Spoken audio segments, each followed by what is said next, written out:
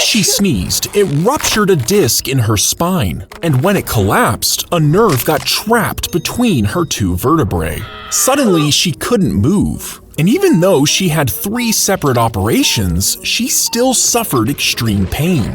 For the next 2 years, she was bedridden, needing painkillers so strong she would hallucinate. But finally, doctors inserted a plastic cage around her spine, relieving pressure on the pinched nerve. And within a week, she was walking again and holding in her sneezes.